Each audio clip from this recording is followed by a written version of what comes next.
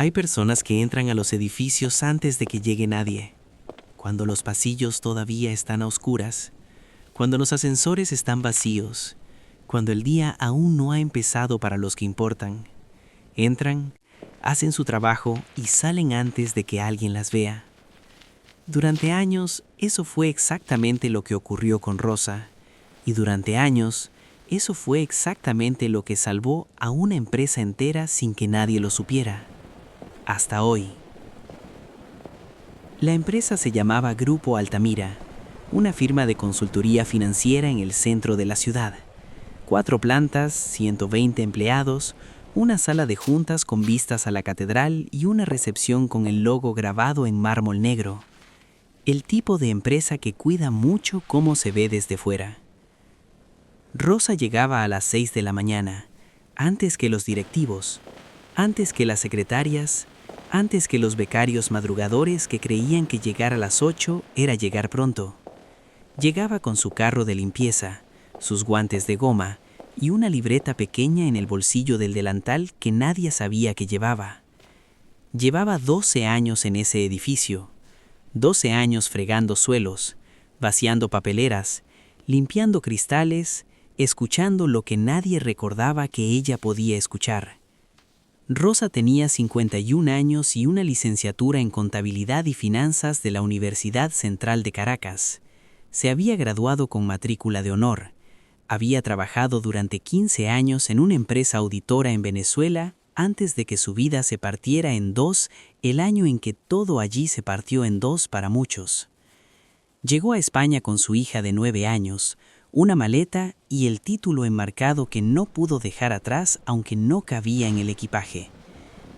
Los primeros 3 años no consiguió que ninguna empresa validara su experiencia. El proceso de homologación se alargó, el dinero no se alargó igual. Apareció un trabajo de limpieza, y luego otro, y luego este. Y Rosa decidió que si iba a fregar suelos, iba a fregar los mejores suelos que nadie hubiera fregado nunca. Y mientras los fregaba, iba a seguir siendo quien era. En Grupo Altamira, como en todos los sitios, había una jerarquía invisible pero perfectamente visible para cualquiera que supiera mirar. Los directivos no saludaban al personal de limpieza. No era hostilidad exactamente, era algo más cotidiano y más dañino que la hostilidad. Era la transparencia. El personal de limpieza simplemente no existía en el campo de visión. Dejaban los vasos encima de los archivadores en lugar de en la cocina. Dejaban los envoltorios en las mesas de reuniones. Dejaban las sillas mal colocadas y los cajones abiertos y los papeles en el suelo junto a las papeleras, no dentro. Como quien deja las cosas tiradas sabiendo que alguien ya las recogerá. Ese alguien era Rosa, y Rosa las recogía, y vaciaba las papeleras, y ordenaba los cajones que no debería haber ordenado, y alguna vez, sin querer, sin buscar nada, vio lo que no tendría que haber visto. Fue un martes de octubre. Rosa estaba vaciando el despacho del director financiero, un hombre llamado Marcos que llegaba siempre a las 9:15 con café de la cafetería de enfrente y que nunca había dicho los buenos días en 12 años. En la papelera había papeles arrugados, como siempre, facturas, borradores, notas a mano. Rosa los recogió todos, como siempre, y entonces vio uno que la hizo parar. No lo leyó allí, lo alisó con cuidado, lo dobló y lo guardó en el bolsillo del delantal. Esa noche, en la mesa de la cocina de su piso de 42 metros cuadrados, con su hija ya dormida, Rosa lo leyó despacio, y luego lo leyó otra vez, y luego sacó la libreta pequeña del bolsillo del delantal y empezó a escribir. Rosa llevaba 6 meses sin poder dormir bien, no porque hubiera decidido investigar nada, sino porque una vez que ves ciertas cosas, no puedes dejar de verlas. Los números que aparecían en esos papeles no encajaban. Eran los números de alguien que llevaba tiempo moviendo dinero entre cuentas auxiliares de una manera que solo tiene un nombre, aunque ese nombre no aparezca escrito en ningún sitio. Rosa sabía ese nombre, lo había aprendido en la universidad, lo había aplicado en auditorías durante 15 años antes de que su vida se partiera en dos, el año en que todo allí se partió en dos para muchos. Llegó a España con su hija de 9 años, una maleta y el título enmarcado que no pudo dejar atrás aunque no cabía en el equipaje. Los primeros 3 años no consiguió que ninguna empresa validara su experiencia, el proceso de homologación se alargó, el dinero no se alargó igual, apareció un trabajo de limpieza, y luego otro, y luego este. Y Rosa decidió que si iba a fregar suelos, iba a fregar los mejores suelos que nadie hubiera fregado nunca, y mientras los fregaba, iba a seguir siendo quien era. En Grupo Altamira, como en todos los sitios, había una jerarquía invisible pero perfectamente visible para cualquiera que supiera mirar. Los directivos no saludaban al personal de limpieza. No era hostilidad exactamente, era algo más cotidiano y más dañino que la hostilidad. Era la transparencia. El personal de limpieza simplemente no existía en el campo de visión. Dejaban los vasos encima de los archivadores en lugar de en la cocina, dejaban los envoltorios en las mesas de reuniones, dejaban las sillas mal colocadas y los cajones abiertos y los papeles en el suelo junto a las papeleras, no dentro. Como quien deja las cosas tiradas sabiendo que alguien ya las recogerá.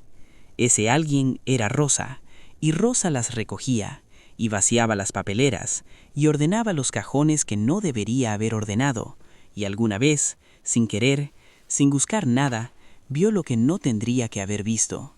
Fue un martes de octubre. Rosa estaba vaciando el despacho del director financiero, un hombre llamado Marcos que llegaba siempre a las 9:15 con café de la cafetería de enfrente y que nunca había dicho los buenos días en 12 años. En la papelera había papeles arrugados, como siempre, facturas, borradores, notas a mano. Rosa los recogió todos, como siempre, y entonces vio uno que la hizo parar.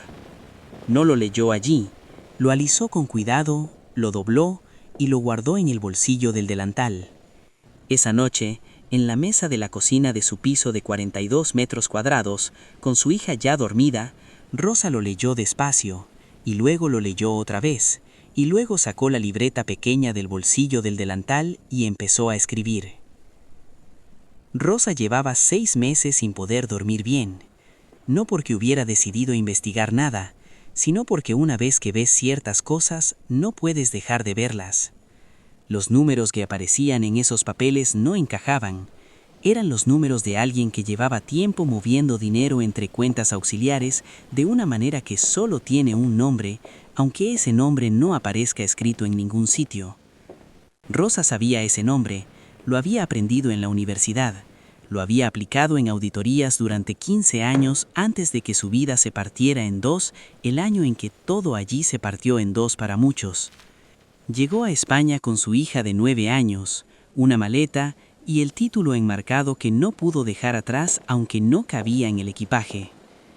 Los primeros 3 años no consiguió que ninguna empresa validara su experiencia, el proceso de homologación se alargó, el dinero no se alargó igual, apareció un trabajo de limpieza, y luego otro, y luego este. Y Rosa decidió que si iba a fregar suelos, iba a fregar los mejores suelos que nadie hubiera fregado nunca, y mientras los fregaba, iba a seguir siendo quien era. En Grupo Altamira, como en todos los sitios, había una jerarquía invisible pero perfectamente visible para cualquiera que supiera mirar. Los directivos no saludaban al personal de limpieza. No era hostilidad exactamente, era algo más cotidiano y más dañino que la hostilidad. Era la transparencia. El personal de limpieza simplemente no existía en el campo de visión. Dejaban los vasos encima de los archivadores en lugar de en la cocina, dejaban los envoltorios en las mesas de reuniones, dejaban las sillas mal colocadas y los cajones abiertos y los papeles en el suelo junto a las papeleras, no dentro. Como quien deja las cosas tiradas sabiendo que alguien ya las recogerá. Ese alguien era Rosa, y Rosa las recogía, y vaciaba las papeleras, y ordenaba los cajones que no debería haber ordenado, y alguna vez, sin querer, sin buscar nada, vio lo que no tendría que haber visto. Fue un martes de octubre. Rosa estaba vaciando el despacho del director financiero, Un hombre llamado Marcos que llegaba siempre a las 9:15 con café de la cafetería de enfrente y que nunca había dicho los buenos días en 12 años. En la papelera había papeles arrugados, como siempre, facturas, borradores, notas a mano. Rosa los recogió todos, como siempre, y entonces vio uno que la hizo parar. No lo leyó allí, lo alisó con cuidado, lo dobló y lo guardó en el bolsillo del delantal. Esa noche, en la mesa de la cocina de su piso de 42 metros cuadrados, con su hija ya dormida, Rosa lo leyó despacio, y luego lo leyó otra vez, y luego sacó la libreta pequeña del bolsillo del delantal y empezó a escribir. Rosa llevaba 6 meses sin poder dormir bien, no porque hubiera decidido investigar nada, sino porque una vez que ves ciertas cosas no puedes dejar de verlas. Los números que aparecían en esos papeles no encajaban, eran los números de alguien que llevaba tiempo moviendo. Rosa puso el expediente encima de la mesa de Elena, una carpeta de plástico azul, de las de 3 euros del bazar de la esquina. 147 páginas dentro. 19 meses de trabajo en esa mesa de cocina de 42 metros cuadrados. Le dijo que era contable, que había sido auditora durante 15 años, que lo que estaba en esa carpeta era un fraude sistemático que llevaba al menos 3 años activo, que había intentado ser muy precisa, pero que si Elena necesitaba que alguien lo verificara, había nombres de firmas auditoras externas en la última página. Y luego Rosa se quedó callada. Elena no dijo nada durante casi 1 minuto. Luego abrió la carpeta, leyó la primera página, luego la segunda, luego pasó al índice y leyó el índice completo. Levantó la vista hacia Rosa, y Rosa vio en su cara algo que llevaba mucho tiempo sin ver dirigido hacia ella. Alguien tomándole en serio. Lo que pasó después llevó 3 meses. Elena contrató a una firma auditora externa sin decirle a nadie por qué. La firma confirmó cada uno de los 92 puntos del expediente de Rosa, más 3 que Rosa no había encontrado. El director financiero, Marcos, fue detenido un miércoles por la mañana mientras tomaba su café de la cafetería de enfrente. El agujero en las cuentas de Grupo Altamira era de 2.300.000 euros. El expediente de Rosa había llegado justo a tiempo. 3 meses más y la empresa no habría podido recuperarse. El director general convocó una reunión de todo el personal. 120 personas en la sala grande de la 4ª planta. La misma sala que Rosa limpiaba cada lunes y cada viernes, ordenando las sillas después de cada reunión sin que nadie le diera las gracias.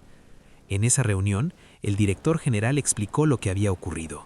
Explicó el fraude, explicó la detención, explicó que la empresa estaba a salvo. Y explicó quién lo había hecho posible. Rosa estaba en la última fila, con su delantal de trabajo, porque ese día era su turno de mañana y había venido directamente. Cuando el director dijo su nombre, 120 personas se giraron a mirarla. Y Rosa, que llevaba 12 años siendo invisible en ese edificio, no supo muy bien qué hacer con toda esa visibilidad de golpe, así que hizo lo que siempre había hecho. Se quedó quieta y dejó que el momento pasara. 2 semanas después, Rosa dejó el carro de limpieza, no porque la despidieran, sino porque Grupo Altamira le ofreció un puesto en el departamento de auditoría interna, con el título en el despacho, en la pared, enmarcado, el mismo título que había sobrevivido a una maleta y a 3 años de papeleras y a 12 años de invisibilidad y a 19 meses de noches en una mesa de cocina de 42 metros cuadrados. Hay una cosa que Rosa dijo en la entrevista que le hicieron cuando todo esto se supo. Le preguntaron si había tenido miedo de que no la creyeran, y ella respondió que no había tenido miedo de que no la creyeran. Había tenido miedo de que no la escucharan, que son 2 cosas diferentes.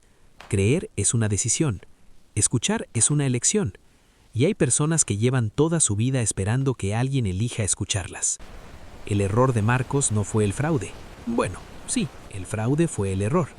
Pero el error que lo hizo posible durante 3 años fue creer que las personas invisibles no ven nada.